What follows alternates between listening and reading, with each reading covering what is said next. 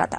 আমি আজকে জানবো উচ্চ কোলেস্টেরল সম্পর্কে। প্রথমে ডিসলিপিডিমিয়া ঠিক কি জানবো ডক্টর সামন্তর কাছ থেকে। ডক্টর সামন্ত, এই ডিসলিপিডিমিয়া ঠিক কি এবং এটা সম্পর্কে যে সচেতনতা মানুষের মধ্যে আদৌ আছে কি নেই সে ব্যাপারে আপনারা যখন প্রতিদিন রোগী দেখেন কি বুঝতে পারেন? ডিসলিপিডিমিয়া টার্মসটার সাথে আমরা আস্তে আস্তে অনেকেই পরিচিত হচ্ছি। আর ডিসলিপিডিমিয়া অর্থাৎ আমাদের শরীরের যে বিভিন্ন রকমের কোলেস্টেরল আছে, কোলেস্টেরল গুলোর মাত্রা রেঞ্জের বাইরে চলে যাওয়া। আর ডিসলিপিডিমিয়া কোনো একটা কোলেস্টেরল দিয়ে কিন্তু হয় না। আমাদের আমরা জানি আজকাল যে বিভিন্ন রকম প্যারামিটার আছে কোলেস্টেরলের, সেখানে টোটাল কোলেস্টেরল আছে, HDL cholesterol, LDL cholesterol, triglyceride, বিভিন্ন রকম তাদের রেশিও, এইসব জিনিসগুলো আছে। এই জিনিসগুলো যখন আমাদের কাঙ্ক্ষিত মাত্রার বাইরে চলে যায় তখন আমরা তাকে বলি ডিসলিপিডিমিয়া।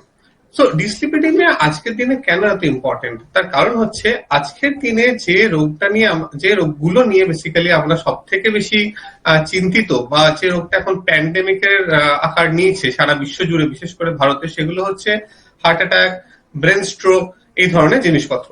এইগুলোর সমস্ত জিনিসের কিন্তু জোর হচ্ছে, একদম রুট কজ হচ্ছে ডিসলিপিডেমিয়া। এছাড়াও ডেফিনেটলি আরো অন্যান্য রিজনস আছে, কিন্তু কোলেস্টেরলের মাত্রাতিরিক্ত বেশি হয়ে যাওয়া কিন্তু এগুলোর একটা প্রধান কারণ। আগেকার দিনে ডিসলিপিডেমিয়া, আমি যখন শুরুর দিকের কথা বলছি, হয়তো মানুষ যেহেতু ডিসলিপিডেমিয়া বা কোলেস্টেরল হাই হওয়া একটা সাইলেন্ট কিলার, অর্থাৎ আপনি বাইরে থেকে বুঝতে পারবেন না যে আপনার শরীরের মধ্যে কোলেস্টেরলের লেভেল কতটা হচ্ছে যতক্ষণ আপনি চেক করছেন। তাই অনেক মানুষই এটাকে কোনো খুব একটা রোগের মধ্যে ধরতেন না, বা রোগ ধরলেও সেটাকে খুব বেশি পাত্তা দিতেন না।